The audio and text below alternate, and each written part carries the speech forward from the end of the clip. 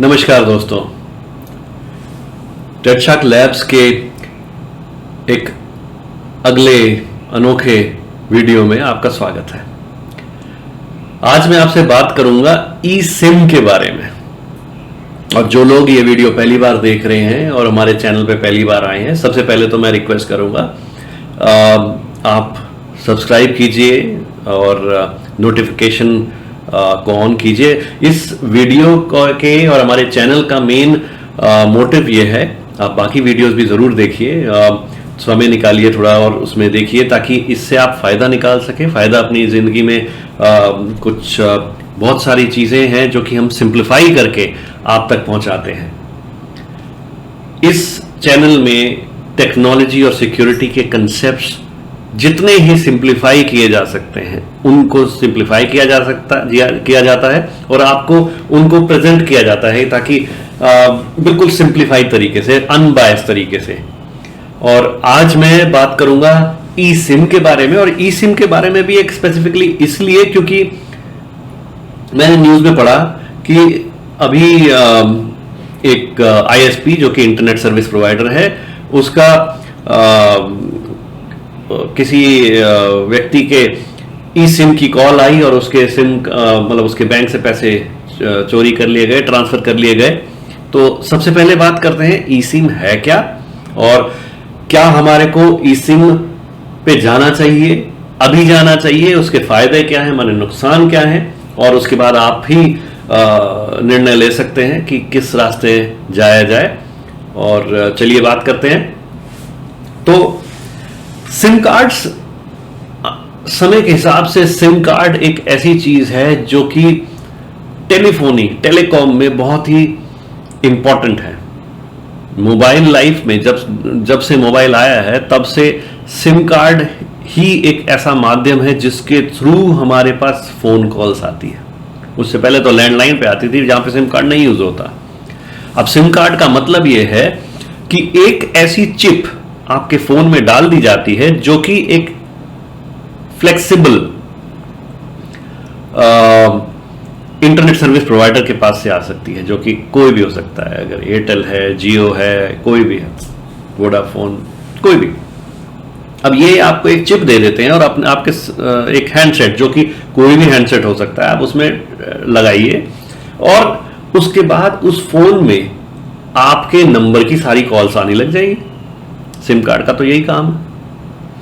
अब ये कैसे होता है? सिम कार्ड के अंदर सिम का एक नंबर होता है, ये मैप होता है आपके एक वर्चुअल नंबर जो कि आपका फोन नंबर है 10 डिजिट का, उससे मैप्ड होता है। जो टावर हैं, जो टेलीकॉम है, उनको पता चलता है, आपका नंबर नहीं पता चलता, उनको सिम कार्ड का नंबर पता चलता है और आपके हैंडसेट का मैक एड्रेस।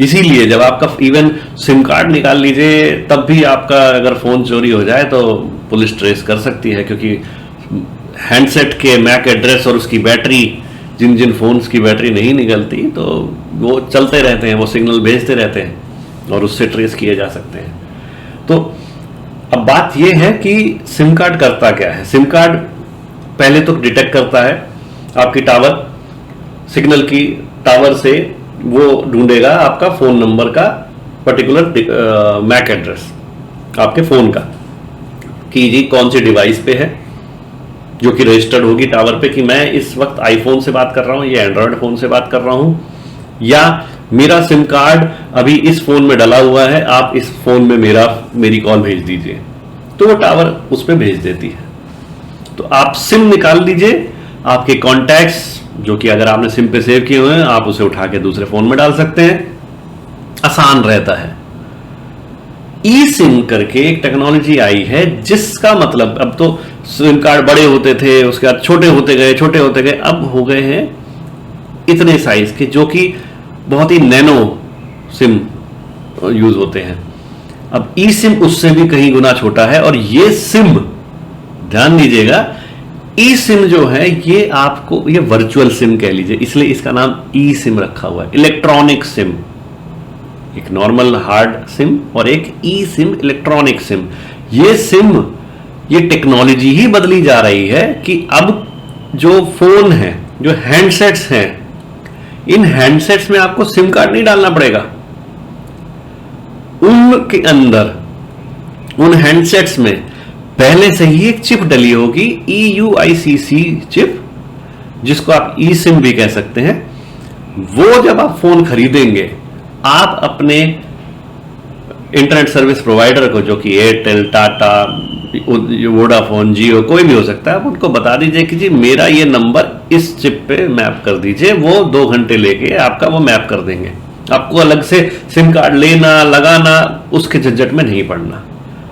अब मुद्दा यह है कि अब आप ये बताइए कि ये आसान है, अच्छा है, हमारे लिए बेहतर है, या हमारे लिए और मुश्किल का काम कर रहे हैं।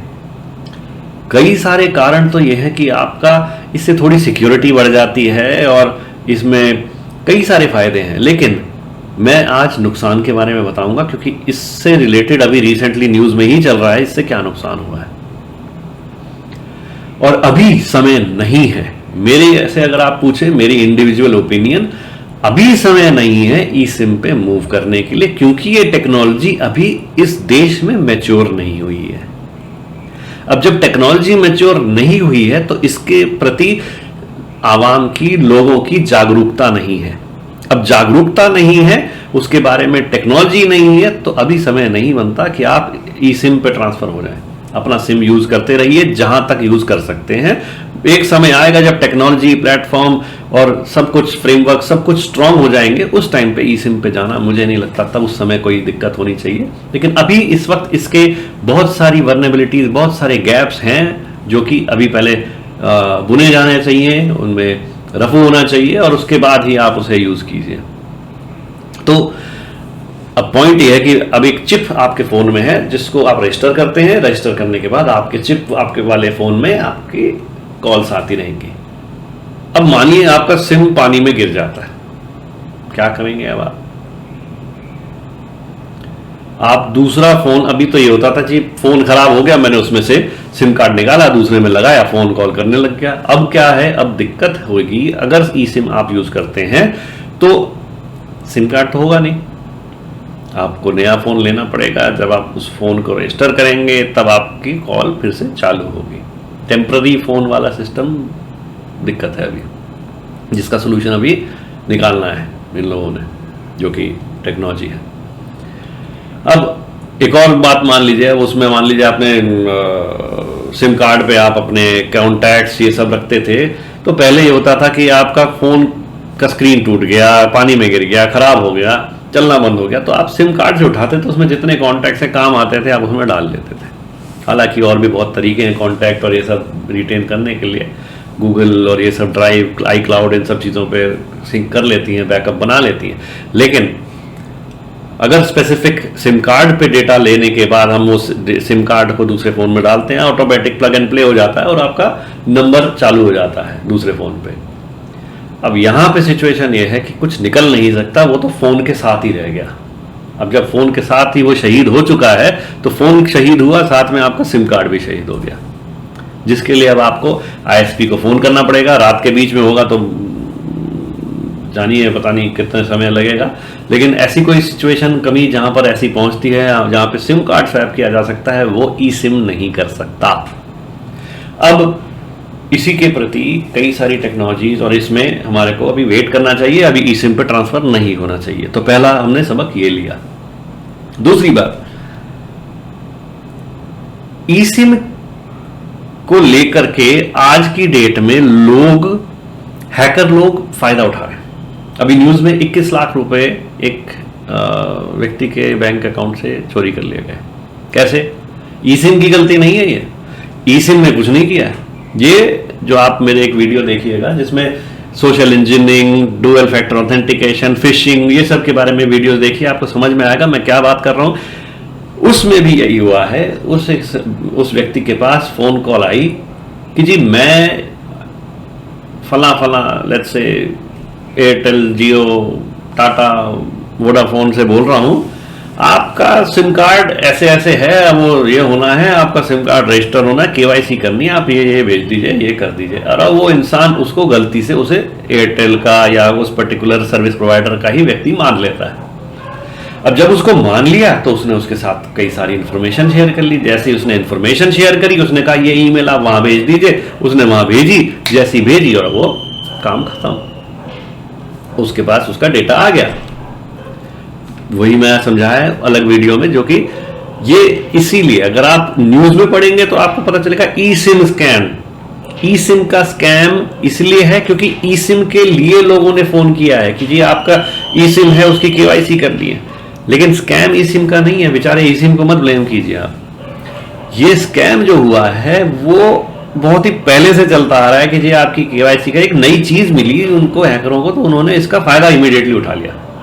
एक लोग फोन आज भी करते हैं कि भाई आपका नंबर है, केवाईसी है, आपको ये मिलने वाला है, वो मिलने वाला है, आपका बैंक बंद होने वाला है। ये लोग बेवकूफ बना करके आपसे इंफॉर्मेशन करने को करते हैं। वो टेक्स्ट एसएमएस मांगते हैं कि आप इस पर टेक्स्ट कर दीजिए, एसएमएस कर दीजिए या ईमेल भेज दीजिए। जैसे ही आप वो भेजते हैं, आपका वो सिस्टम पे मेलवेयर आ जाता है और आपके उस पर्टिकुलर इंफॉर्मेशन बैंक की और वो detail, OTP, SIM card swipe, सब कुछ सिम उसमें स्वैप हो गया। इस केस में भी यही हुआ था। उसने जैसे ही गलती से उसकी बात मान ली और उसको वो इंफॉर्मेशन भेज दी, उसने उसका सिम कार्ड को अपना सिम कार्ड बना लिया। अब क्या हुआ, उसे ओटीपी मिल गया।